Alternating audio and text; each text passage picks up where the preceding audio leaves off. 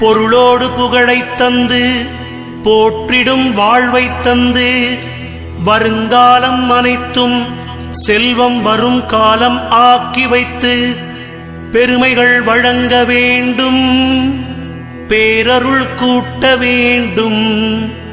அருள்மிகு குருவே, உன்னை அடிபணிந்து வணங்குகின்றேன்.